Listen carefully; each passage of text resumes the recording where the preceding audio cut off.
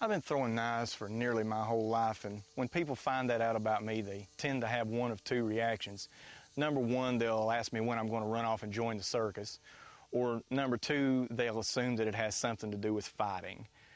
Now, it's true that those are the two broad categories of weapons throwing or of knife throwing, but what isn't true, what the public doesn't really generally realize, is that the type of knife throwing that you see in the circus or the carnival or in a stage performance has really nothing in common with the kinds of weapons throwing that are used by martial artists. Really, up until now, there have been three basic schools of weapons throwing. The style of throwing we're going to talk about here is a new way, a fourth way of throwing, and it looks different than what you see in other styles. It's much easier to show you what it is than to describe it. Once you see what this improvisational style looks like, you start to understand the differences pretty quickly. But to really understand what it is, we first have to understand what it is not, because there's a lot of misinformation out there about knife throwing. So first, let's briefly survey the three older schools of throwing. The first of those schools, the first thing this school of throwing is not, is intended for the circus or the carnival or for stage performances. There are any number of differences between the martial arts-oriented schools of throwing and the traditional Western-style circus or carnival-type throwing, because obviously they have entirely different goals. The main philosophical difference is that martial arts throwers train to throw any weapon from any distance and under any circumstances, whereas circus-style knife throwing is limited to the same knife from the same distance, and you're always throwing under the same set of circumstances. Carnival-type throwers can't change the distance, the speed of the throw, or the knife. They can only stand at one set distance and throw one knife at the same speed from that same distance. Carnival-style throwers don't need to be able to control the rotation or the spin of a knife because they always throw under those very controlled conditions, such as a game or a highly staged performance. Martial arts throwers don't expect to be able to throw under controlled conditions, so instead they want to be able to control the knife. So the main technical difference between the martial arts styles of throwing and the circus performance style of throwing is that martial arts throwers can actually control the rotation of a knife instead of being controlled by it. They do this sometimes by controlling the rate of knife rotation or spin, but most often by eliminating spin altogether, which is the main technique that is common to the different schools of martial arts throwing, and which is most often called the no-spin throw or the spinless throw, or sometimes called the quarter-spin throw. We will show methods of both eliminating spin and controlling spin in this video. So the biggest defining difference of the martial arts schools like ours and the entertainment-based schools is mobility, the ability to throw any knife from any distance. Comparisons between a style of throwing that's really only designed to create an impression in front of an audience and one that's designed for the real world are really apples and oranges. One has a skill set that's more along the lines of a magic trick. The other has a skill set that's more along the lines of athletics. With that said, traditional Western-style, circus performance-style knife throwing does have some aspects we find valuable. What we have in common with the stage performance school is that we like to use equipment similar to theirs. Unlike the two other schools of martial arts-oriented weapons throwers, we are first and foremost knife throwers, and some of the best and toughest knives in the world are made by Western throwing knife makers or using the techniques that they pioneered. The other contribution that stage performance style throwing makes is that they have legitimized knife throwing as entertainment, as something harmless, which is actually good for the more serious throwers because busybodies the world over would no doubt make the evils of knife throwing into an issue if they knew what the more serious throwers were up to. We believe there is nothing wrong with the entertainment aspect of knife throwing, although we do a different type of entertainment throwing than the circus performance type of throwing, our style being closer to extreme sports types of trick throwing. Even if you don't do the tricks or the games and gimmick style throwing yourself, it's good to create the impression of entertainment in your throwing because it makes it much more socially acceptable. And anyway, as we will learn later, some of these trick throws we developed are actually excellent training exercises. The second school of weapons throwing we'd like to talk about is the Western school of weapons throwing that's most associated with the martial artists of Eastern Europe, but also some Americans and others.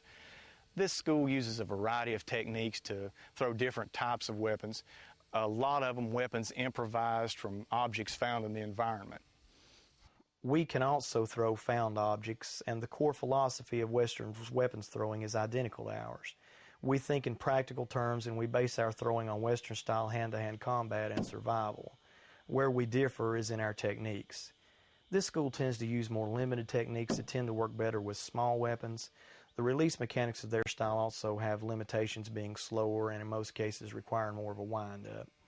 For those reasons, the practitioners of the Western school tend to prefer to throw smaller objects, not necessarily knives, because their techniques don't work well with large weapons, and also because their style requires an element of surprise because of their more awkward release mechanics. Our basic grip and release is entirely different from that school. We have a much quicker and more compact release. Also, we are able to throw large weapons with ease and don't really need to disguise them as much or rely on the element of surprise as much, because our attack angles and the quickness and adaptability of our release mechanics allow us to get a throw off at targets with a speed and versatility that don't require deception to prevent an opponent from being able to stop it. This means that we aren't limited to small weapons, which obviously have a lot less penetrating power. We can throw the environmental objects, but we don't have to. Finally, there's the third existing school of weapons throwing that we'd like to talk about. This is the Eastern School of Weapons Throwing, which the most evolved of these is surely the Shuriken School of Japan. What we have in common with this school is some similarity of basic techniques, mainly the similarity of the grips that we use. The two schools are very similar in superficial appearance. Where we differ is in philosophy. Shuriken is generally more associated with martial arts purely as an art, whereas we concentrate more on the martial aspects. Also, Shuriken is more of an assassination style. They prefer to use small darts which can be poisoned and thrown at long range. They come more from traditional Eastern philosophy and culture, a time when this style made sense, a time when people carried swords and rendered knives a little redundant. Whereas what we do is more suited to a modern Western culture and mentality. It's more of a power style intended for hand-to-hand combat at close range instead of assassination with poisoned darts.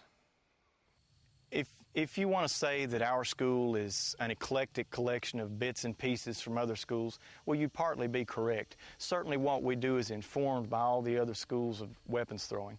We try to take the best parts of each school and meld them into a unified whole. There's no one perfect universal technique for everyone. One thing we will learn throughout this video is that everything in throwing is a trade-off. You have to give something up in order to get something else. That's part of why these different schools exist. They all have a different emphasis. In our school, we are interested only in results. We don't care about anyone's traditions or rules of any kind. We take whatever works and tailor it to the individual. But we do one thing that is new and different enough to qualify us not just as a hybrid of existing schools, but as a new school, a fourth way of weapons throwing. The main technical difference between our school and the existing school of weapons throwing is our use of a flexible wrist action and a more sliding release in our no-spin throwing, as opposed to other schools which tend to use locked wrists and more abrupt releases. This gives us the ability to throw from any angle, more so than any other style. The reliance on the wrist instead of the fingers means we don't need fine finger dexterity. We can throw even with our hands incapacitated. This is important for survival because only gross motor skills remain in a panic situation. Fine dexterity disappears in a real fight. Wrist flip also gives us a lot of power and the ability to throw larger weapons harder and more effectively than with other styles.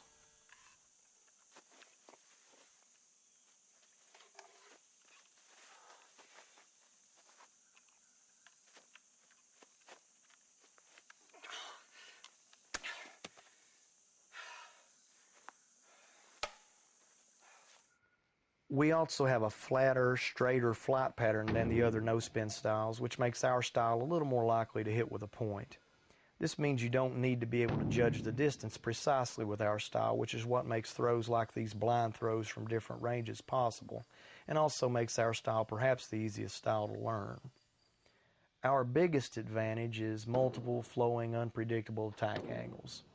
We can easily adjust our attack angle to hit moving targets or hit targets while we are moving.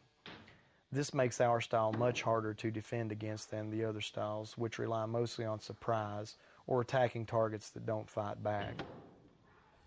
All these advantages taken together give our style a legitimate claim to being the first school of weapons throwing that can be taken seriously as a hand-to-hand style of weapons throwing, a true survival-oriented weapons throwing style.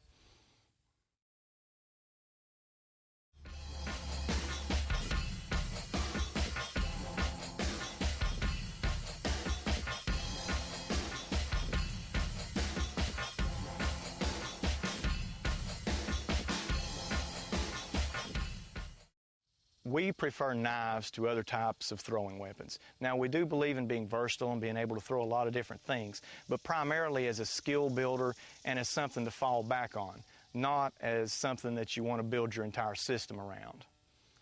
There are two basic reasons we don't prefer found objects or environmental objects. One, they break, so you can't really practice with them. They're going to break if you do. And two, they're not going to be there when you really need them. They're just unreliable in a pinch. Nobody who teaches using a gun for self-defense would teach you to rely on a loaded gun appearing at just the moment you need it instead of carrying it, so there's not much logic in not carrying throwing weapons if you intend to have them when you need them.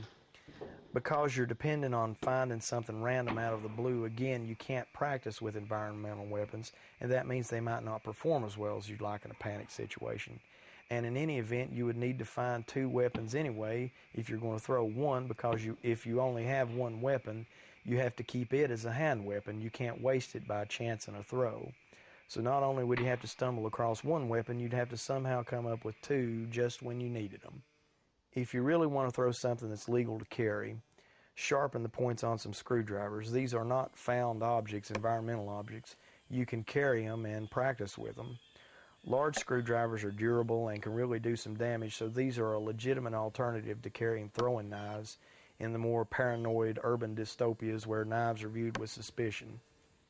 We like knives over spikes or anything else because they're useful as a tool and useful as a hand weapon, and because they simply have more striking power. We like them better than swords or bayonets because in today's world you can't carry anything that large, obviously, and in any event these are very slow releasing weapons that totally lack the element of surprise. Short of a firearm or some other projectile weapon, the knife is the ultimate weapon, and inside 25 feet or so, which is indoor range, probably even better than a firearm. So what we emphasize in our school is knife throwing, even though the methods are applicable to other weapons.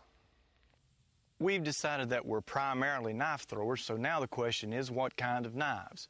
Well, there are three qualities that we prefer for knives that we use for throwing. One is balance, one is durability, and another is size. We like knives that are balanced like normal knives, which have handles and are therefore heavier on the handle side. The other thing is we want knives that are the right size, usually somewhere between 10 and 14 inches or even bigger, especially to learn with. Later we will see that beginners will tend to learn the thorn style more easily using big knives and learn the shuriken style more easily using small knives. The first and maybe most important thing to know about the balance of a knife is how to find the balance point of a knife. Here's how to find a balance point. Make a little seesaw of a knife sitting on your finger or another knife, and the point where it will sit without tipping off is the balance point. For a lot of the throwing knives you'll buy off the rack, which really isn't recommended, it will be in the center at 50%. For normal knives, by which I mean any knife with a handle, it will be just about where we like it, which is at 38% from the back of the handle. And this is also true of a lot of screwdrivers. The ideal balance ratio for a weapon thrown in the no-spin style is determined by phi, or the golden section, which is a well-known mathematical constant. The exact formula is the total length of the knife times 0.62 equals the distance from the point of the knife to the preferred balance point.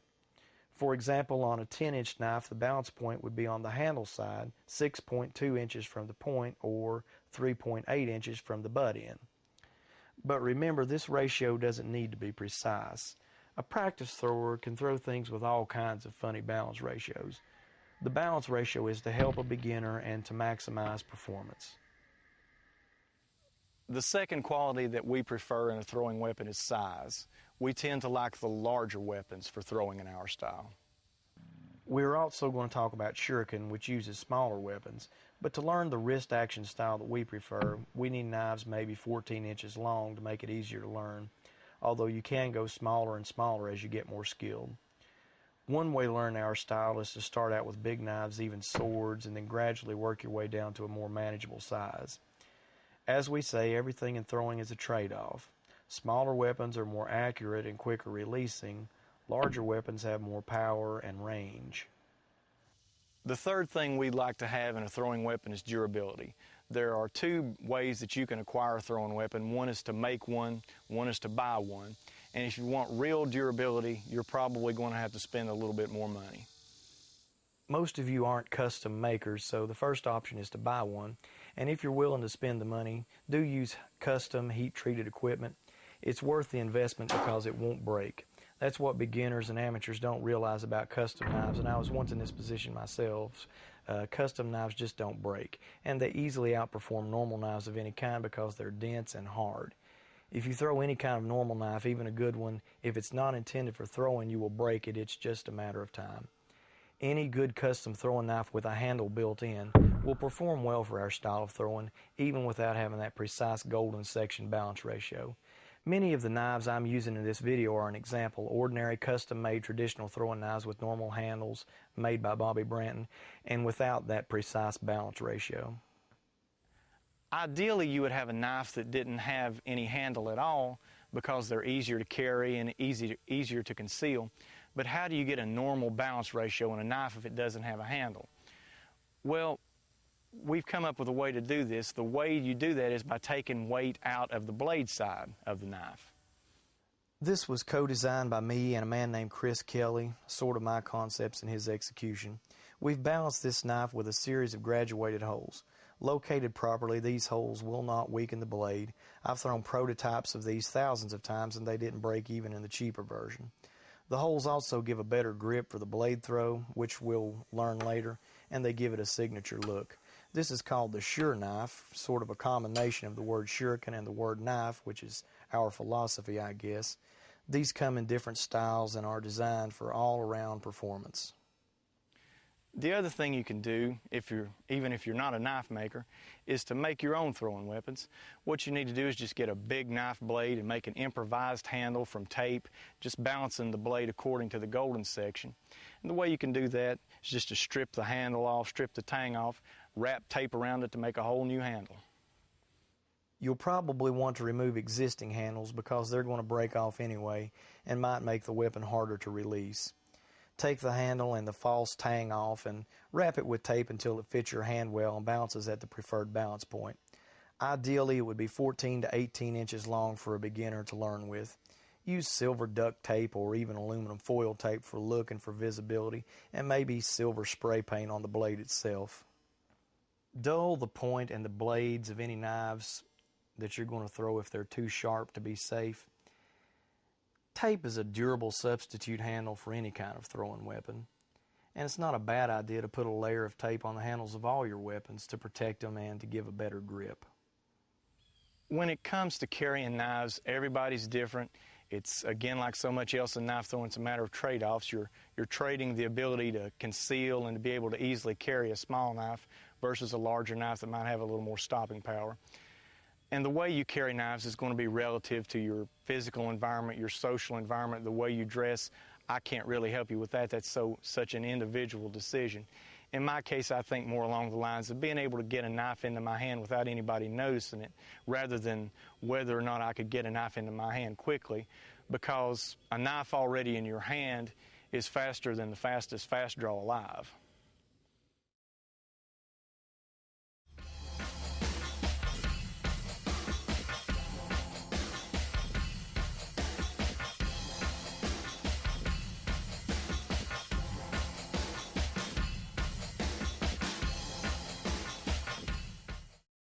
Well, now we've got our knives, now we just need something to throw at. When you're first learning to throw, you might use something soft such as foam archery targets, cardboard, hay. You might even use the ground as a target. But when you get a little more serious about knife throwing, I think you're going to want to start using targets made out of wood. And don't use trees because you'll kill them. and a good shade tree will be more valuable for the shade than as a target. There are three basic types of knife throwing targets. There's log ends, there's poles, and there's flat boards. Again, like everything else, it's a trade-off between advantages and disadvantages of each. The first type of target we like to talk about is log ends. Log ends are only useful for the simplest and most basic kinds of practice. They're not the best choice for martial arts throwing, but more for demonstrations. An advantage is that they're easy to stick, and also they force you to be accurate, and also they last a long time. The disadvantages are that they're too small to replicate a real opponent and too dangerous because knives tend to glance off the edges of log ends in unpredictable ways. And also these kinds of targets are too difficult for many people to acquire and to set up. One way you can fake a log end type target is to use the ends of 2x4s bound together or put in a box, but those can be hard to come by as well. So you'll want to save the pieces of your 2x4 targets after they get splintered from throwing. The second type of target is a pole target, like these. Poles are the best targets for the extremely advanced thrower because they can be attacked from all angles equally well, they force accuracy, and they're easily replaced and fairly durable. But these are also not recommended for beginners because they're extremely dangerous to throw at. Round poles send knives back at the thrower far more than other types of targets. They're just too unpredictable. The third type of target is a flat board target, such as these 2x6s I have here. These are the best types of targets for beginners. The advantages of these, number one, predictability. You'll learn what angle knives will glance off of them, and it's not random, so these are the safest targets. Another advantage is size. These are easy to hit, so you don't end up missing the target altogether and misplacing a knife. Another advantage is portability. These are easy to carry and easy to set up. The sole disadvantage is that these are sometimes harder to stick than other targets because of the flat angle and the vertical wood grain, which tends to reject knives that don't strike with the plane of the blade vertical. These are just as simple as they look. Make a large door-like frame and then attach boards vertically, or else just tack a few together with horizontal pieces on the back. Put the nails at the top and the bottom, not right in the middle where the knives are hidden. Don't use plywood or composite materials. Use junk 2x4s or 2x6s. Make them nice and tight, nice and solid, so they won't have a trampoline effect on the knives. Loose boards will actually tend to bounce knives back. Don't get fancy with anything you throw knives at. You're only going to destroy them anyway. Use scrap lumber. You can make these very mobile by combining them with a pole target. If they're as tall as you are, you can flip them upside down and keep using them when they get worn because all the wear should be on the top half. You can turn these targets sideways to throw at for added safety. If you throw at a 45-degree angle to a flat target, misses will tend to fly away from you harmlessly. The only drawback is that you will, of course, fail to stick a lot more throws doing this. Another idea for safety is to use low targets. Throwing at targets 3 or 4 feet high will keep the angle of the knives lower on misses, which will make the knives less likely to glance back in a way that can seriously injure the thrower. This is also good practice for certain combat or hunting throws, and the mechanics of throwing at low targets are the same as throwing at higher ones, so there's no real drawback to using these. These tend to be the easiest targets to find, so you'll always want to have a few low targets around. Use 2 targets so you can go back and forth between them if it's possible, and for the same reason, use as many knives as you can get. It's really nice if you have an indoor area, but not necessary. If you have backstops and good planning, you can have quite a large target complex outdoors, which is better if possible because the light is better and it's just more fun to be outside. For all types of targets, you need to be aware of where knives will go if they miss. And for smaller targets, you should have backstops. Wire works well, such as poultry wire or old bed springs. Be aware at all times of where a knife could go and what it could do because at some point it will do that. Wear protection over your eyes and your throat. Don't throw while you're chemically altered or distracted in any way. Keep a cell phone and something you can use to make a tourniquet nearby just in case, and perhaps some medical tape to wrap any wounds you might acquire. Safety, of course, is the number one priority in knife throwing, which, like a lot of things worth doing, has an element of danger involved. You need to take personal responsibility for your safety and the safety of anyone that's around you when you're throwing knives or they're watching you throwing knives. You need to be alert and aware of everything that's going on, and you need to not take any chances.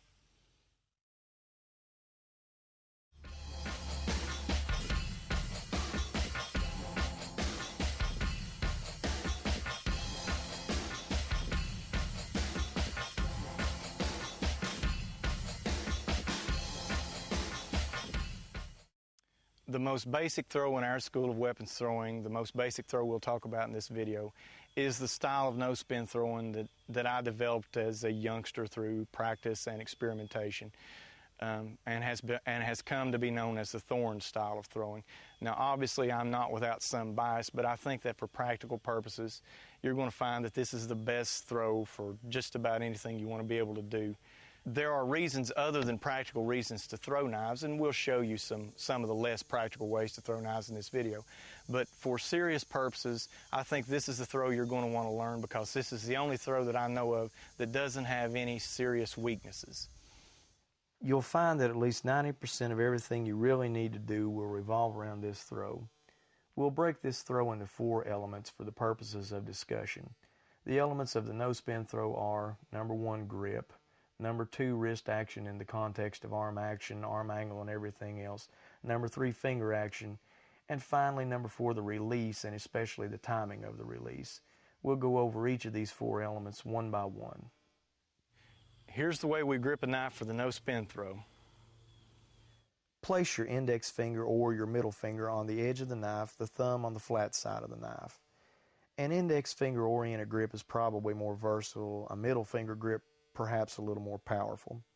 Do not put the very tip of the thumb on the knife, just the inside of that area of your knuckle, so that you won't be tempted to squeeze tightly on release. You have to have a relaxed grip and a relaxed release, not clenching or tight. The butt end of the weapon is at about the center of your palm, maybe just a touch higher. This is best described as a cupping grip. If the weapon has one sharp edge, of course you'll want that edge away from your palm. That is, the unsharpened side will be against your fingertip or fingertips. The second element of the no-spin throw we'd like to talk about is the wrist action, and this is the main way that we differ from other styles of no-spin throwing. We use more of a slapping or flipping action with the wrist. First, the wrist is cocked back, then it comes forward. This is the propulsion mechanism that gives extra power and allows us to throw from different angles easily. Remember, you cock the wrist back before every throw. If you do this as a beginner, it will almost force you to use the correct wrist action when learning. The wrist has what is best described as a hinge action, a slapping action. The wrist is, again, the main propulsion mechanism in our style, but the arm action affects it. If you have more or less of one, you might need more or less of the other, and that's also true to a lesser degree with the amount of flip you impart to the weapon with the fingertip or fingertips as you release the throw. The wrist action and the use of a scooping, sliding release are more important than a precise grip.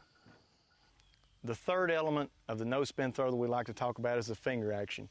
We use a finger action where you lightly stroke the handle of the knife on release.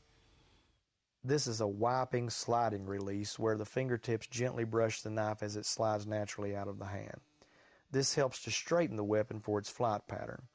You will learn to use a light wiping motion with the index or middle finger to adjust the knife, and again, according to how much wrist flip and how much arm action you're putting into the throw, you might have to use a little more or a little less finger action. However, don't obsess over this or even be conscious of it as a beginner, because remember, there's not a fine level of dexterity needed. Otherwise, I couldn't do things like this easily. The fourth element that we'd like to talk about of the no-spin throw is the release, and especially the timing of the release. This is something you really have to teach yourself through practice and experimentation, because the release timing is different for every throw. The release is typically more of a sliding release, more of a gradual action. Release is a little earlier than with a ball. It's a scooping or slinging action, something like the way you would scoop up a handful of snow or sand and sling it. The weapon begins sliding out earlier than beginners tend to think, and the wrist is being flipped as the knife is released. This is the key to understanding release. Timing in the context of your arm, wrist, and finger action, and the balance of the knife and the distance and the angle of the throw and everything else. The main thing that you have to do is to observe why you're missing and to make adjustments so that you won't miss. Remember, if the knife is hitting with the point up, that generally means that you're not flipping your wrist hard enough or you're releasing the knife too early. If it's hitting the target with the point down, you flipped your wrist too hard, or maybe you released the knife a little bit too late. Watch how the knife hits the target. If the point hits up, release later or flip the wrist harder. This type of impact is less likely for beginners, however, and will probably only happen if you're using a release that's too abrupt, that is, more of a shuriken-style pushing release, from a range that is too close to the target. If the knives are spinning forward and hitting the target with the point down, you need to reduce spin. You'll probably do this by releasing earlier or flipping the wrist less, or possibly by using more of a pushing action with a more abrupt release instead of a hard flipping action. As a beginner, you're probably going to want to throw this throw at as low a velocity as possible and with as gentle a wrist flip as possible in order to better be able to figure out what you're doing and how it's affecting the flight pattern of the weapon. You have to experiment a little, and you need to be able to visualize what's happening with weapons even as you're throwing them to understand what's happening and then visualize the corrections. Eventually, corrections will become second nature. You'll have to learn how to time the release yourself. This won't take long, but it can only be done through observation and then by giving yourself feedback and changing whatever it is you're doing wrong so that you won't fail to hit the target with the point. It's important to be relaxed and observant in your early experiments. Let the knife slide out easily without thinking about it too much. Don't force it, let it come out by itself. You won't be throwing hard in the beginning, that's for advanced throwers, and you won't be very accurate, which is another reason to have nice, big, flat targets. You might also use the ground as a target in the very beginning. If you can stick a knife in the ground, you can stick it in a target, and if you can stick it from 3 feet away today, it'll be 5 feet tomorrow and 12 feet next week, maybe 20 feet next month. Sometimes it's a little easier to understand the action of the spinless throw with extremely long weapons, such as this sword blade. Typically, your motion will be relaxed with your wrist back limply, your grip fairly light, as your arm is moving forward up towards your head. Then as your arm is coming back down and you begin to reach the release point, which is at about eye level, you'll snap the wrist and let the knife come completely out, or at least it feels that way. Then the wrist and arm follow through. However, there's no formula, and the release point is never exactly the same for any two throws. It's a useful exercise to wear a sock on your hand to perfect the release action. If you do it while sitting down, it will also keep you from worrying much about stance or arm action, and you'll be forced to throw just using the wrist. This reduces the amount of information you have to process and forces you to just focus on holding the knife in place for a moment with light thumb pressure, then throwing it using the arm and the wrist. We also do this to prove to ourselves that while stance and arm angle and grip and so on matter, they're not the key thing to learn. The key thing is the scooping release and the whip-like wrist action. It feels kind of like you're pulling a string or cracking a whip. We see here that the arm isn't involved in the throw at all, only the wrist. This is the essence of the no-spin throw we use. Now, everything that we've talked about so far is true in one sense, but in another sense it's false, because there's really no way to break this one continuous motion of a knife throw into these discrete parts that we have, into these discrete elements. If you're thinking, I'm going to do one thing with my arm, another thing with my wrist, another thing with my fingertips, you're never going to be able to stick a knife, because in reality all of that affects everything else, and it's one continuous motion. You have to release the knife instinctively, not according to a formula. Every one of these elements influences every other element, and in addition, your arm angle, stance, and choice of weapons, and to some degree the distance from the target will influence it. If you do more of something with your arm, you might have to do less of it with your wrist or your fingers, and vice versa. If you're throwing for range, you might release earlier. If you're throwing for power, you might release later. If you're throwing at an unusual angle or around an obstacle, or adjusting your release to hit a moving target, you might have to use a more or less abrupt release to adjust to those circumstances. There's no way for your conscious mind to handle all that information in the second or so it takes to throw, so the release has to be done unconsciously, instinctively, just like throwing a rock or a ball or anything else. Your hand will almost learn how to throw by itself if you keep your brain from getting in the way. Integrate all the aspects of the throw into one motion. Sometimes it feels like cracking a whip. Sometimes it feels a little like shooting a basketball. Sometimes more like throwing a baseball. But really, it always feels like throwing a knife once you learn it. And the good thing is, once that light comes on, it's like riding a bicycle. You'll never forget it. What we're learning here is probably the easiest way there is to throw a knife, and for most people, they pick it up very quickly. The only exception would be maybe people that are used to using some other style where you use a locked wrist. One reason I like to show images of myself throwing in these difficult circumstances is to build confidence in beginners. Think about this. If I can throw with socks on my hands or throw multiple knives with my weak hand and so on, how hard can it really be? It takes a little longer to learn this style if you're used to using some other style, but you'll get it in time. In those rare cases where people fail to learn, I think it's because they're looking for some trick or some gimmick that will let them stick a knife without any effort on their part. And when they aren't provided with that, they just quickly burn out and give up. If you're doing real weapons throwing, it's like anything else. People are going to learn at different speeds according to their dedication and natural ability level. The best teacher you will ever have is yourself, because in the final analysis, every real thrower is self-taught. I can tell you everything I know about knife throwing, but it doesn't replace actual experience.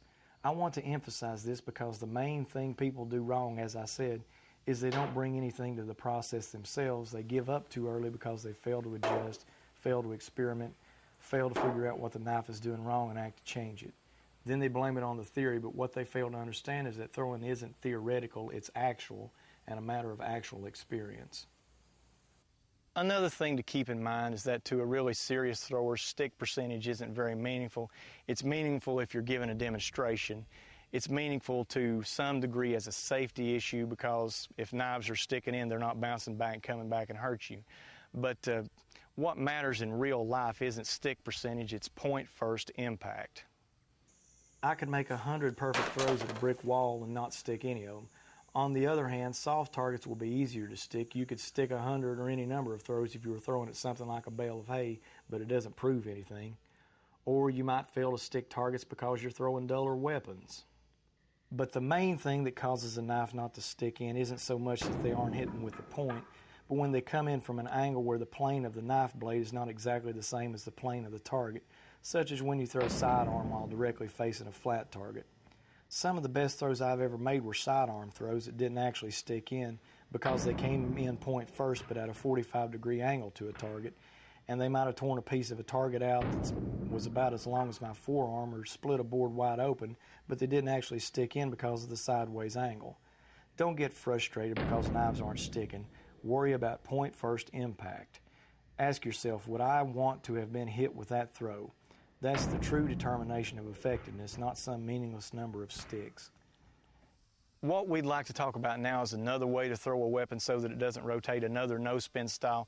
Now, superficially, it looks a great deal like the style that we use, although in fact the mechanics of throwing are different, and these two styles could almost be described as complementary, almost as a yin to the other's yang. What I'm talking about is the shuriken style of Japan, and particularly the most advanced type of shuriken throwing that I know of, which I got from Huzan Suzuki of Japan. Shuriken, as we said earlier, was originally built around throwing spikes. As knife throwers, there are two reasons for us to learn shuriken. One is that one way to understand what the thorn style is to understand what it is not by contrasting it.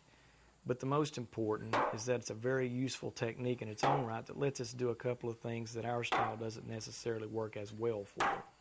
The most important advantage of shuriken from our perspective is that it allows us to throw small, abnormally balanced weapons from greater range than the thorn style.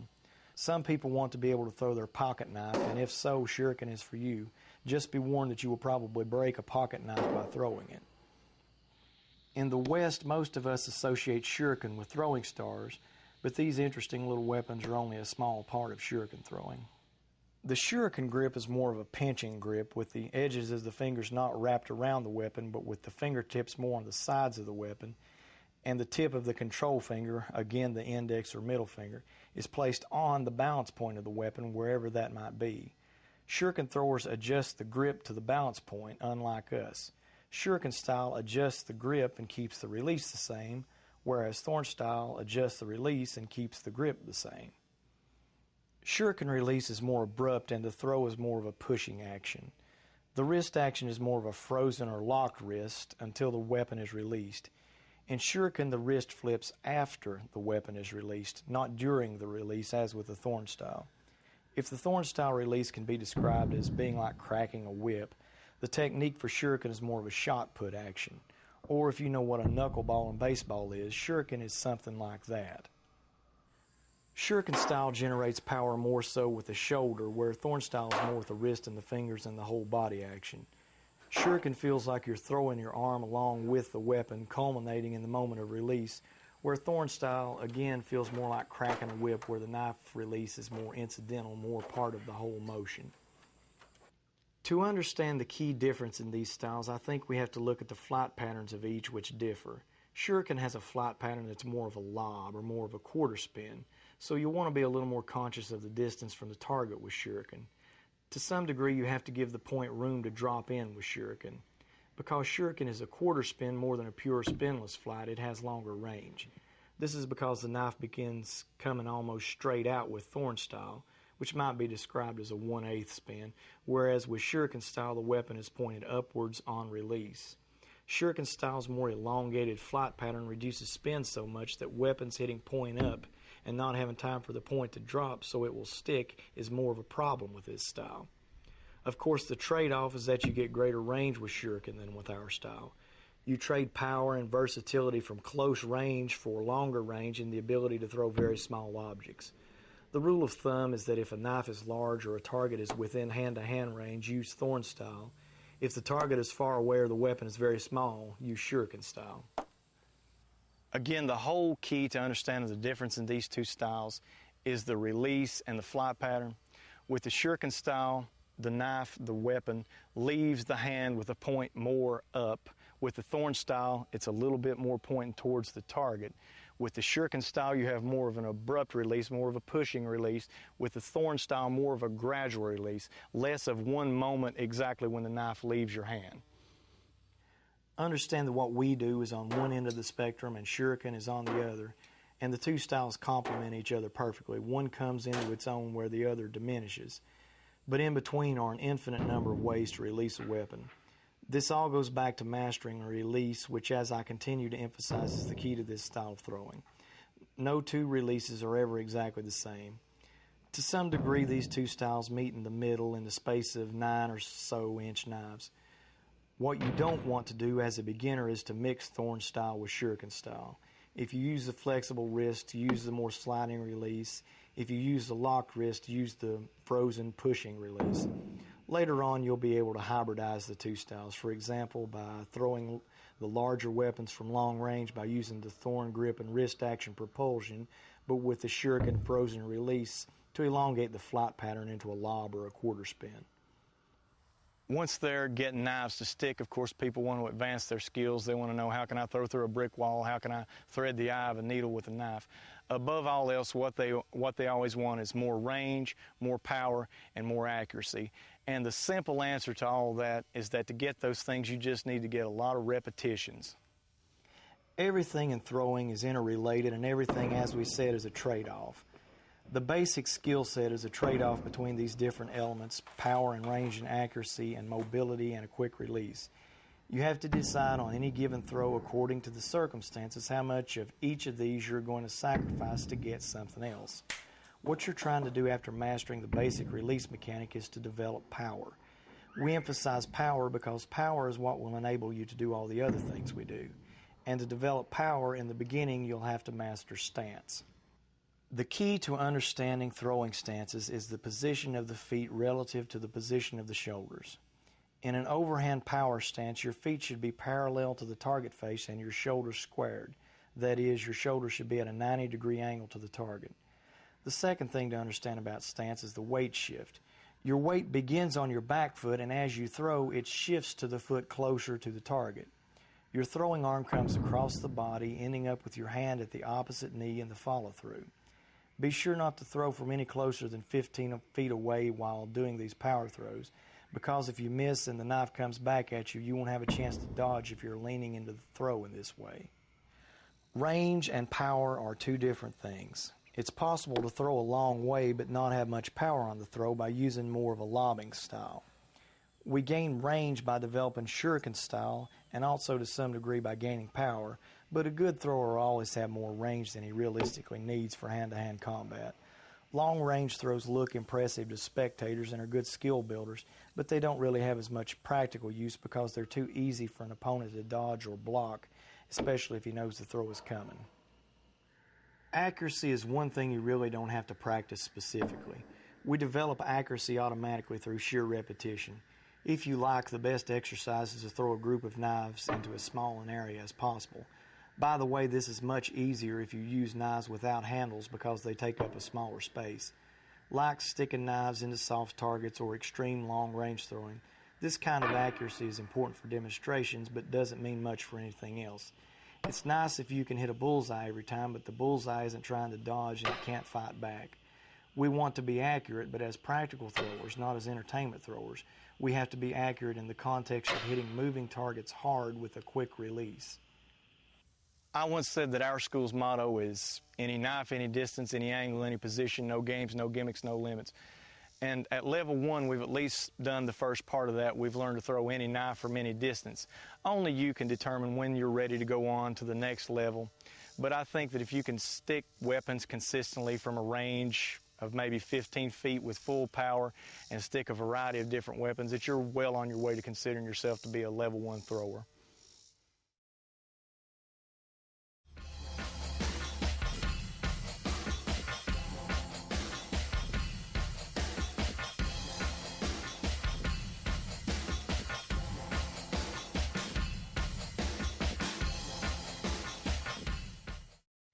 At level 1, we gained the ability to hit a target from any distance with about any weapon, but we were concerned mostly with throwing at stationary targets while our feet were set firmly on the ground.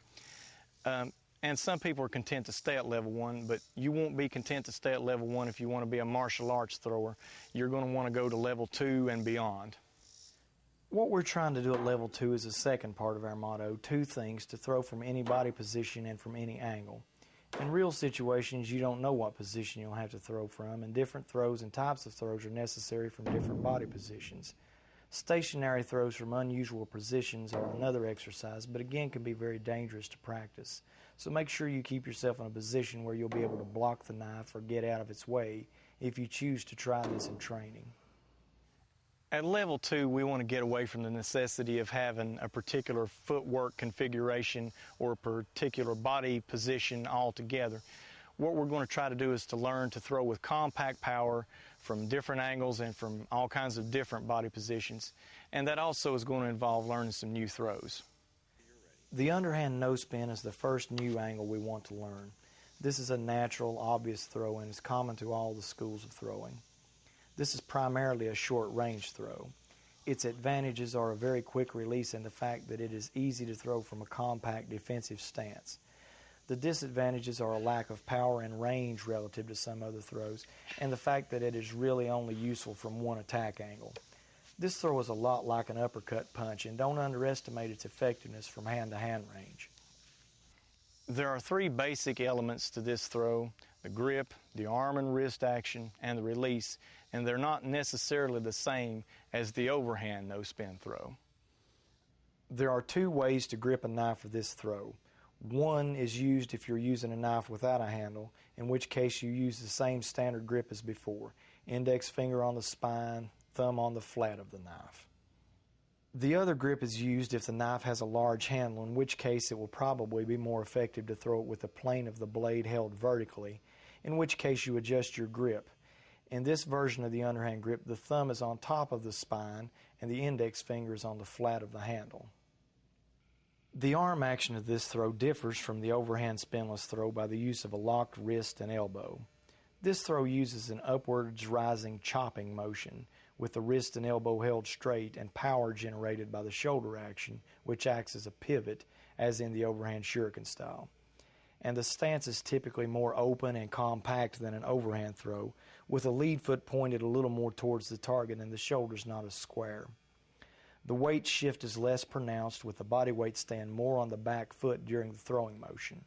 One fortunate aspect of throwing underhand is that the arms end in front of the face in the follow-through, making it easier to block a knife that bounces back at the thrower. The release is also different from the overhand no spin, being more like a shuriken release in which the hand is thrown open suddenly on release. This throw has a natural upwards rising attack angle.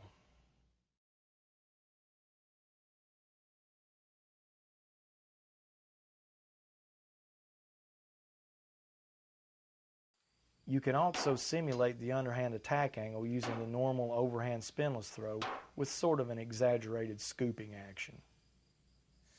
The spinless underhand is probably the easiest throw there is, and most people take to it very quickly. It just takes a lot of repetition to be able to build up range and power with that throw. What we'd like to talk about now is another style of underhand throwing, one that's identical to the spinless underhand throw in terms of stance and grip, but it involves allowing the knife to rotate one full turn in its flight pattern. Because it involves controlling a full one-spin rotation from any distance from a few feet to 70 or more feet, this throw is not reliable enough to be practical, but is almost entirely recreational. But there are things to be said for recreation. The biggest is that if you aren't having fun, you won't be motivated to practice throwing at all. And also just the fact of playing around with knives gives you a feel for the way they're balanced and the way they behave when thrown. The key to the rotating underhand throw is controlling how fast or how slow the knife spins around on its way to the target. Because if you're going to hit the target with a point, you have to make it spin around exactly once. And to do that, it will have to spin slower if the target is far away or faster if the target is nearer. So what you're trying to do is learn how to judge distance and adjust the speed at which the knife is spinning to that distance. I'd like to give you some magic formula for doing this, but it's impossible. It's purely instinct. No one can teach you how to do this. You can only teach yourself through practice. Tossing a knife into the air and catching it at different heights is one way to learn the kind of control this takes. By the way, use very dull knives until you know how to juggle them. It will be easier to learn this kind of control using large knives with large handles. The final basic throw we'd like to talk about, the final basic flight pattern, is the half spin throw or the blade throw. This is an interesting throw because it combines the skill set that is necessary for all the other throws we talk about. You can throw it from overhand or underhand. It has the necessity of judging distance that the rotating underhand throw has. It uses a grip and a release that are sort of a hybrid between the thorn style no-spin throw and the shuriken style no-spin throw. That makes it a really excellent practice throw, and it's also a really fun recreational throw. Its main practical purpose is to extend our range over the no-spin throw. If you're a sniper more than a hand-to-hand fighter, this might be the throw for you. The idea of the blade throw is again to control the rotation of the knife, making it spin faster if the target is near and slower if the target is far. But this time we're throwing by the blade and we only have to control a half spin, not a full spin, and it's much easier to control a half spin than a full spin. This control can be achieved in many ways, for example by choking up or down on the grip, or by throwing harder or softer, by using a more or less abrupt release, or by some combination of all these things. But the main technique is the use of index finger pressure and a wiping, sliding action as the weapon is being released. The blade throw is much like the no-spin throw in this way, and the blade throw uses the same grip as the no-spin throw, only of course you hold the knife or other weapon by the blade. The blade throw uses a sort of hybrid between the shuriken sudden release and the thorn stroking release, more of one or another according to the size of the knife, the balance point of the knife, and the distance and the speed of the throw. The overhand version of this throw is essentially identical to the overhand no-spin throw. The stance is the standard overhand throwing stance with the feet approximately parallel to the target and the shoulders squared, and with the standard weight shift from back foot to front foot. The main difference, of course, is in the flight pattern.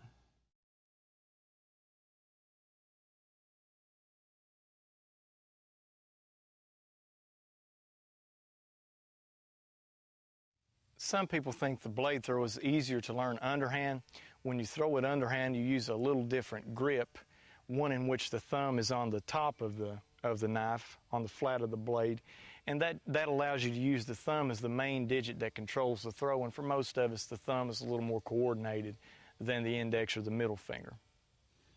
The thumb grip is the same grip as always, index finger on the spine and the thumb on the flat of the blade. Only to do this throw, you turn the wrist sideways with the plane of the blade horizontal instead of vertical. Of course, the knife still has to rotate 1/2 turn on its way to the target.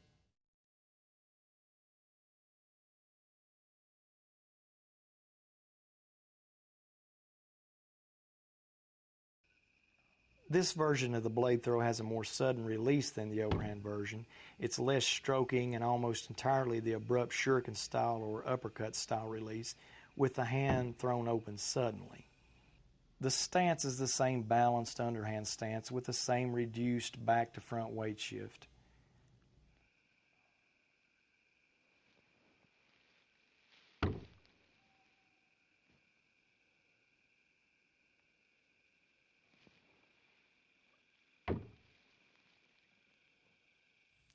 A third alternate for throwing the blade throw, the half spin throw, is to use that same grip we use for the underhand style with the thumb on top and just hold the knife horizontally instead of vertically and come at it from an overhand angle. Again, we use a more abrupt release instead of the sliding release of the no spin or conventional index finger blade throw, snapping the thumb and the wrist to impart the correct amount of spin according to the distance. Of course, more spin if the target is closer, less if it is further.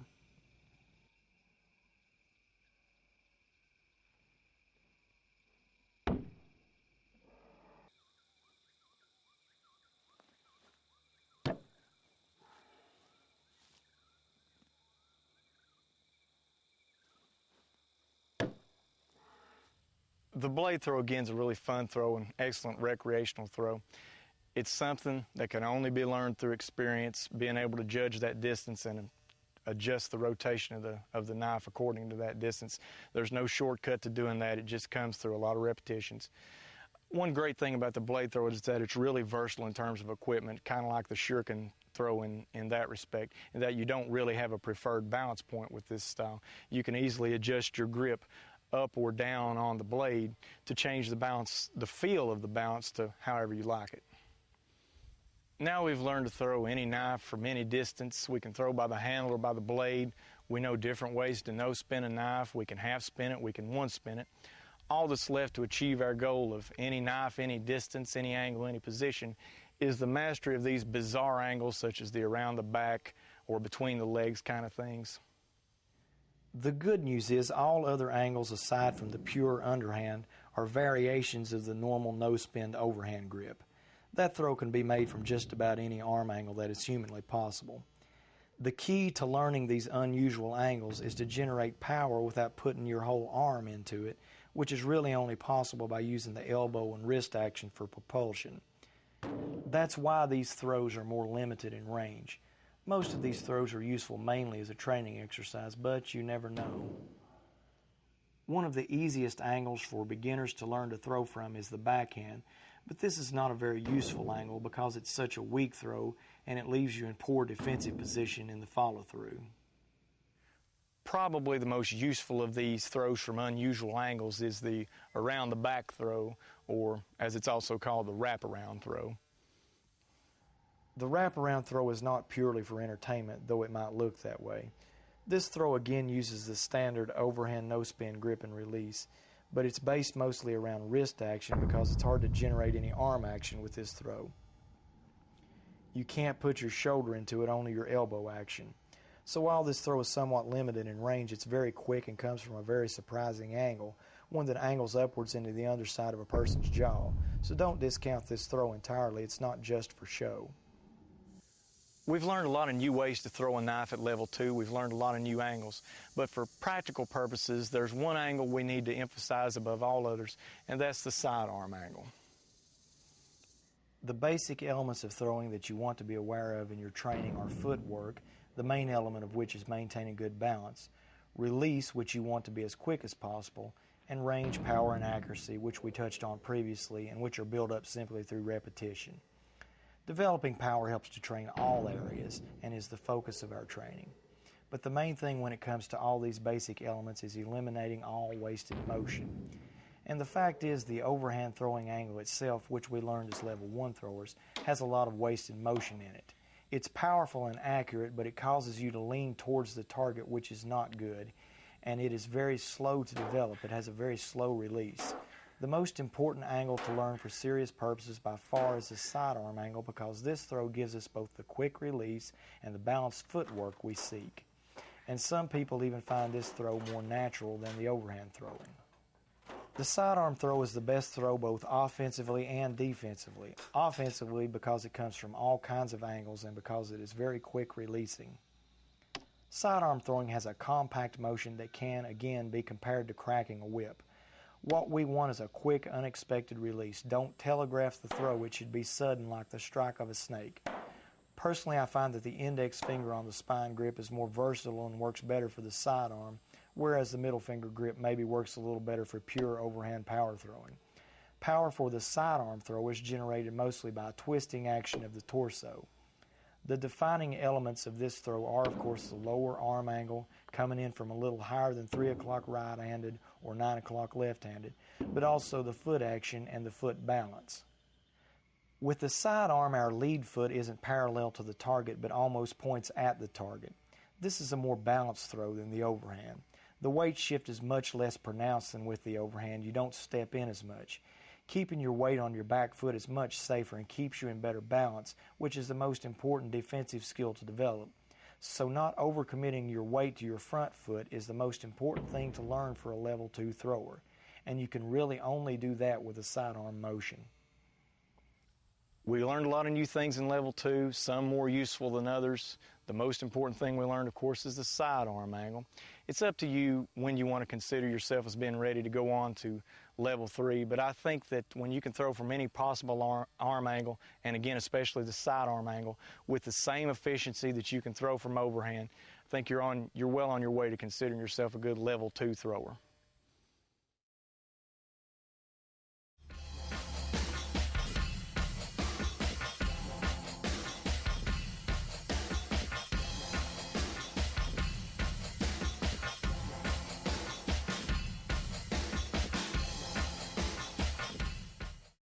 Mobility is a very important skill for a serious thrower to develop, but do be advised, this is where it starts to get more dangerous to practice. One good thing about learning to throw while you're moving is the fact that it is much the same thing as hitting a moving target, because motion is relative, and it's much easier to do this than to set up moving targets. The essence of mobility is the ability to throw off balance, that is, without any kind of set stance at all. As an exercise for understanding what is involved in off-balance throwing, try throwing while standing on only one foot, especially the back foot. That is, the foot on the same side of your body as the hand with which you are throwing. Another basic exercise that will help you develop mobility is throwing while you're jumping. Now, the basic rule for this is that you have to throw while you're in the air, after you've left the ground, and before your feet hit the ground. Being suspended in the air by definition forces you to be able to throw without any stance, which is synonymous with being off balance. You probably won't ever actually need to throw while you're jumping, but I think that you can consider yourself as having graduated level 3 when you can throw off of your back foot, your wrong foot, from at least 10 to 12 feet away, and to throw with something like the same effectiveness you'd have if you had your feet set.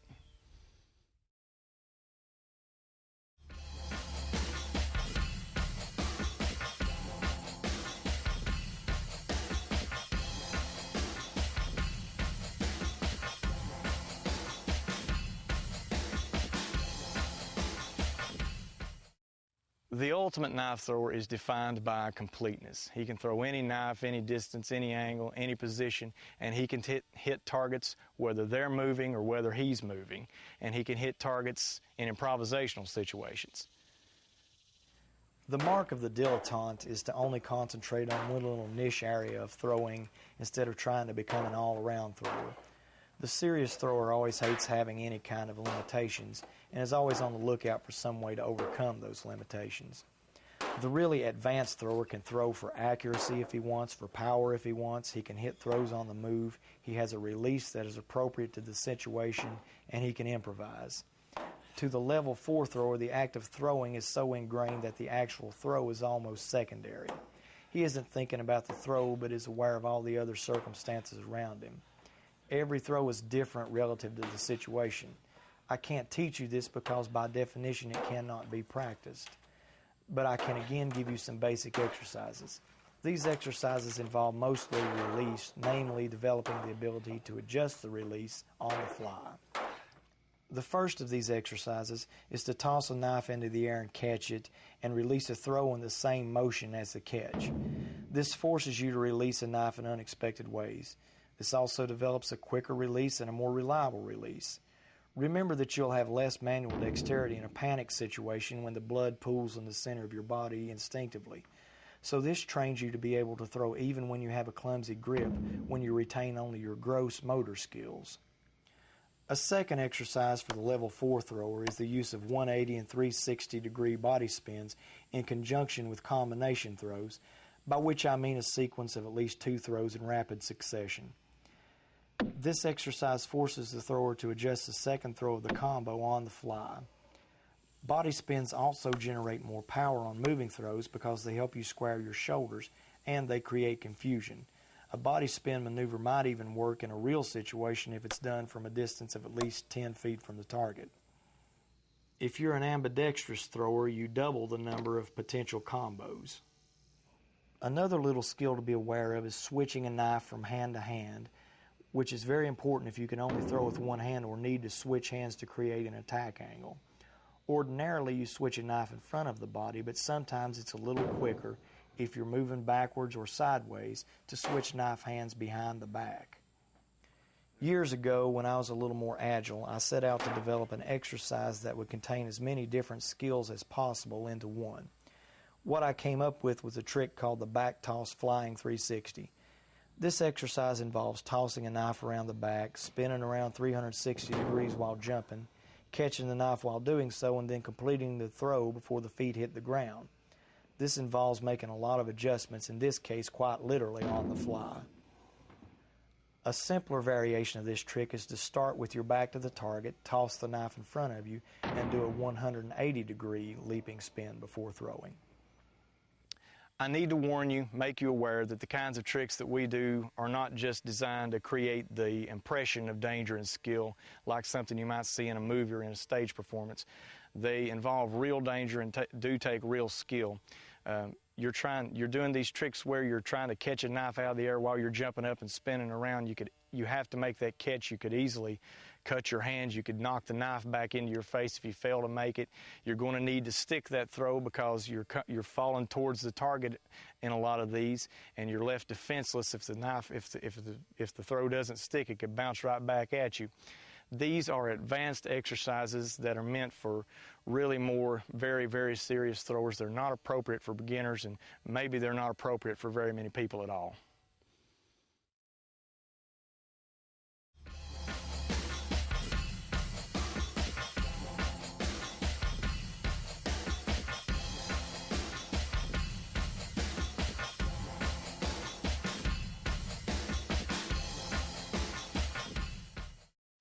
Having reached the stage at level 4 where every throw is different, every situation is different, there's really no need or no possibility of further instruction. The only higher level of knife throwing would be to actually use it in the real world. And obviously that would take place in some kind of societal breakdown situation where maybe the ammunition has become unavailable or maybe you need a silent weapon. Now, societal breakdown is probably more likely than a lot of people think, but it might not take the kind of extreme military type scenario that a lot of people envision.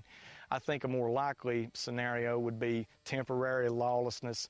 Perhaps these would create situations of urban chaos, urban combat, and maybe something dealing more along the lines of home invasions would be situations where knife throwing would come in handy. I would rather have knife throwing as a hobby than shooting. It's less expensive, it makes less noise, and frankly probably creates as many useful skills that are applicable to a much broader range of situations. Nothing against firearms, but being able to shoot a rifle doesn't really get you in shape or improve your balance and coordination very much. Knife throwing does. And remember that at any kind of indoor range, a knifer can get to a man with a pistol or shotgun before he can even draw it. Now, don't get me wrong, all in all, I'd rather have a handgun, but if I only have one survival tool, I want a knife and I want to know how to use it. Knife throwing isn't necessarily about knife throwing, as strange as that may sound. By that I mean that the secondary skills you develop may be more important than the primary skill, that of sticking a knife. Weapons throwing teaches you about attack angles, about awareness, about how to move your hands and feet. You're going to use a pistol or a shotgun or any hand weapon more effectively if you make improvisational knife throwing a part of your life. If you can throw a knife while moving around like this, you can probably do a lot of things. We're interested in realism, not in Hollywood fantasies. You're not going to whip a knife out and hit somebody in the neck with it from 50 feet and kill them instantly. So we don't want to overestimate what knife throwing is capable of. We're not trying to replace conventional knife fighting skills. We're trying to supplement those skills. By the same token, we don't want to underestimate knife throwing either. I think the reason that maybe a lot of existing combat systems don't incorporate throwing into their systems is because they're not aware of this type of throwing. This type of throwing is new, and it is a game changer in a hand-to-hand fighting situation. Knife throwing is a supplement to knife fighting, which itself is just a form of hand-to-hand combat. And by definition, any conflict involving knives is a survival situation, which means there are no rules, which means you can forget about using 99% of what most conventional martial arts teaches. The best knife fighting techniques are those developed by American prisoners, because American prisons are academies of knife fighting. What we want to do is incorporate knife throwing into prisoner-style knife fighting theory. There is no way to practice a set of skills because every person is different, has different strengths and weaknesses, and every situation is different. That's why a serious thrower has to learn to do everything, so you'll know the trade-offs between different skill sets. There's no one skill set that will work for everything, and every situation you can think of will change as soon as it starts. Nothing is predictable, so we want to avoid being predictable or falling into patterns. Our main practice is quick, powerful, random throws at hand-to-hand range, constantly flowing. Anything long, slow, or predictable is useless because it can be dodged or blocked easily if the enemy knows it's coming. Other than by practicing by attacking with quick, random, hand-to-hand range throws at stationary targets, on occasion you'll want to practice against a human opponent who can block or dodge. Of course, you won't use knives for this. You'll use a harmless, safe object of some kind. I recommend a rolled-up sock as something everyone has access to. Practice like that will teach you a great deal you can't learn throwing against inanimate objects, particularly about angles and what can and cannot be dodged or blocked. The basic theory of knife fighting we follow is that you want to use your front hand, your empty hand, your weak hand as your defensive hand, and also as something to distract or to set up the opponent for an attack with your strong hand, your backhand, your knife hand. What we do is we simply replace the empty hand attack with a knife throw. The goal is to use a throw to draw an opponent off balance, to use the element of surprise if possible, and to force a reaction. This reaction will either create the time and space for you to escape the situation or to end the situation with a follow-up attack of some kind, either a hand attack or possibly a second throw. You must have at least 2 knives to throw one, because if you only have one, you have to keep it as a hand weapon. You can't throw it away. For this reason, ideally, you would also carry a fighting knife as a third knife. Getting the knives into your hands before the situation begins is critical and can only come from awareness of the situation. Every situation is different, and every person has different theories about carrying, concealing, and drawing weapons. That's entirely relative to their lifestyle or the general societal situation. Again, you're going to have a different behavior pattern if there are laws as opposed to situations where there are no laws. As far as what knives you prefer, you have to strike the right balance between small size, which gives you concealability, ease of carrying, quick release, and accuracy, or large size, which gives you stopping power, penetration power, maybe even instant kill power. Remember that offense wins fights, and I'm certainly not suggesting that you do anything illegal, but what you don't want to be is in a position where you're the defender. Now, when we're talking about knife throwing, we're speaking theoretically about lawless situations. And in those situations, you're going to want to put yourself in position to be in first strike position. How is someone going to react to having a knife thrown at him? Well, he'll have the fight or flight reaction, but we can't predict which way he'll go. But we can predict that a person will duck something thrown at his head. That's an overwhelming instinct. The head moves fast enough that he has a good chance of dodging a throw at his head. For the same reason, you'll have trouble hitting a person on the extremities. The arms and lower legs are probably not good targets. On the other hand, nobody is fast enough to dodge a good throw at the torso if it comes from the right angle. But a torso throw might not do much damage, especially if the person is wearing a lot of clothes. There are a lot of bones protecting the torso. The sternum shields the heart and the ribs protect the organs, the most important of which is the liver, and which isn't entirely protected by the ribs, but still hard to hit. The best target if you want to do lethal damage is probably going to be the neck area. It's much easier and more natural to release a knife at about neck level because that's where your arm is naturally parallel to the ground when you're throwing. But remember that an opponent in a fighting stance is probably hunched over a little, so neck level for him will probably be lower than neck level for you while you're standing up throwing. For this reason, our target area is much like a baseball strike zone, neck to knee height and a couple of feet wide. Different people associated with our school have done experiments and drawn these same conclusions, and I think if you do the experiments yourself, you'll find the same things. Realistic combat range is about 9 to 15 feet. If you're much closer, then you're in a hand-to-hand situation. If you're much further back, you're probably going to want to take a step or two forward before you throw for more effectiveness. Even though you're further away than in a hand fight when you're throwing, the same principles still largely apply. As in hand fighting, you must understand angles and height levels of attacks. Conceive of throws as being just like long-range punches. For one thing, as with punches, you don't try to throw at something, you try to throw through it. A sidearm throw is quick, like a jab. An overhand is like a haymaker, powerful but slow. And an underhand spinless throw is like an uppercut. Remember that you can effectively double your attack angles by learning to throw ambidextrously. Think about how handicapped you would be in a hand fight if you could only punch with one hand. Again, the sidearm throw is the main hand-to-hand throw and is better both offensively and defensively. The sidearm stance is the same as a conventional fighting stance, maximizing defense because you face to the side and present a smaller target to your opponent, and balance-wise you don't lean in and overcommit. Good balance is the key to good defense, and another key is the use of the front arm as a block. Both these advantages are natural to the sidearm stance, which provides the best footwork of any throw, except maybe the underhand. Anytime you're within someone else's striking range, you need to move in a special way. You need to never pick one foot up until you have put the other foot down, to never be moving both feet at the same time. You need to internalize this way of moving anyway because it's going to help keep you safe in practice when you're moving around. Your lead arm, your weak hand, is your defensive hand, and that, again, is part of the sidearm stance, as opposed to the overhand where you're leaning in towards the target. The sidearm throw is the best throw offensively because it's very quick releasing and comes in from an angle that is harder to dodge. Imagine if you were trying to spray someone with a water hose and they were trying to dodge.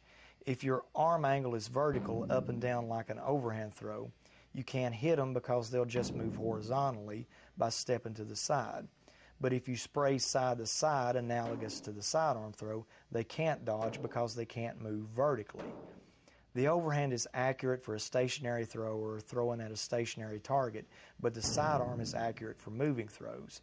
I can't emphasize enough how important it is to be able to adjust the angle of a throw as a counter reaction to a moving target trying to dodge, and this is much easier if you use the sidearm. In a way, we're ending by returning to where we began at level 1, where we're trying to develop power on throws. At this stage, we're especially trying to develop power on a compact sidearm throw while we're minimizing the amount of time that our weight is spent on our front foot. Remember, power lets you do damage even if you don't hit with a point, so it's the most important thing. With that said, a stab wound is much more damaging than a slash wound, so hitting with a point does matter. In the best of all worlds, what we want is a powerful, quick-releasing throw that has the best chance to hit a moving target with the point and within a couple or 3 inches of where we aimed it, from an angle that is tough to dodge and easy to adjust on the fly, while leaving our feet in good balance and our hands in a position to block an attack or ready another weapon. The other survival topic that you want to talk about, of course, with knife throwing is the topic of hunting. Now, obviously, throwing a knife at a game animal is going to be a last resort, but it's not out of the realm of possibility. Now, hunting is a little more like sniping, by which I mean that the victim is in a situation where they don't know that the throw is coming. This type of throwing is likely to come from longer range, and that means we can use the overhand angle and quite possibly the blade throw. This is where the blade throw comes into its own, because the main practical use of the blade throw is to extend our range. Knives are likely only going to be useful against small game, which is one reason to always maintain your skills on low targets. Another way this skill could come in handy would be to use a low throw to defend yourself against a dog attack.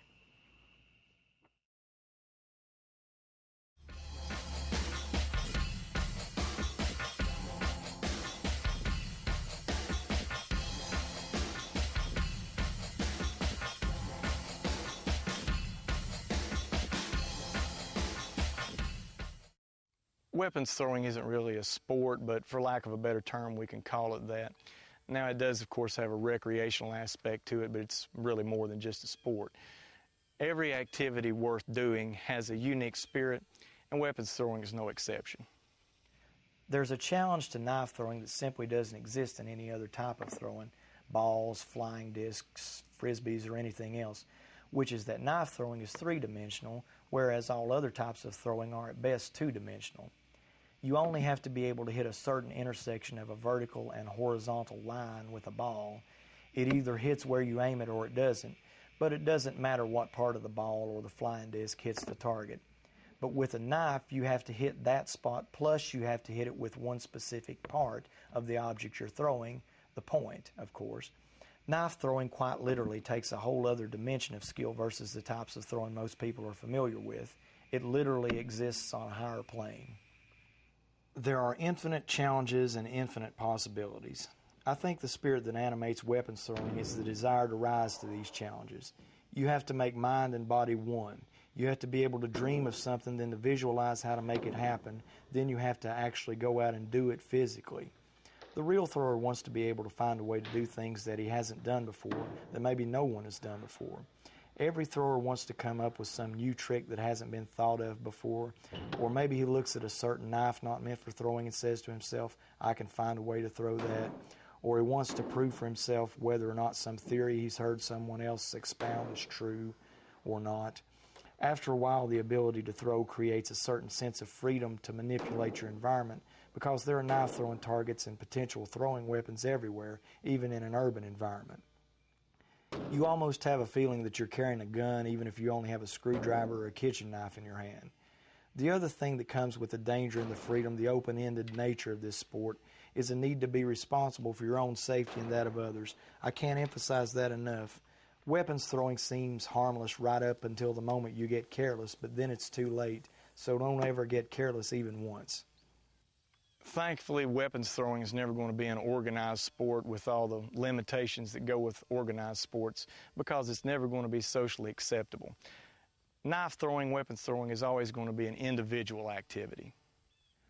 Real weapons throwing of any school is too individualized to fall under a framework where you can keep score, so it will always be built around exhibitions instead of competitions. It will always come down to a guy in his backyard with his own equipment doing things his own way. Serious weapons throwers are self-starters, so I know that you will take only what works for you and adapt everything to your own needs, whether that information comes from me or anyone else. Don't bother to have a philosophy or to be identified with any one technique. Just always be looking to get the results you want any way you can get them. I've been throwing for more than a quarter of a century, and I'm still constantly throwing away old things and learning new ways to do things. You'll find it self-serving if I say that weapons throwing is the greatest sport in the world, but I really do have a rationale for saying that. Human beings, particularly males, have an instinctive need to throw weapons. Human beings are physically designed by nature to throw weapons. We survive by using rocks and spears and other throwing weapons to hunt and fight with for a period of time that is orders of magnitude longer than civilization has existed. Weapons throwing is primal, the most basic sporting activity. the foundation of every sport that has come after it. Your desire to throw knives is written into your DNA. Weapons throwing was around for a long time before people ever thought to turn it into a game, and long after all these games you see on television are forgotten about, weapons throwing will still be around. Throwing lets us exercise all those parts of the brain and body that we don't get to use in technological society, and its appeal is never ending. So in one sense, what we're doing here is the most primal and the most ancient of sports. But in another sense, it's a whole new sport, a whole new way of weapons throwing. New technologies and new techniques are enabling us to do in the 21st century things that were only dreamed of in the past. And one of the main goals of our school is to get away from all the limitations of the past, both in the East and in the West, and bring knife throwing into the modern world. We invite you to join us.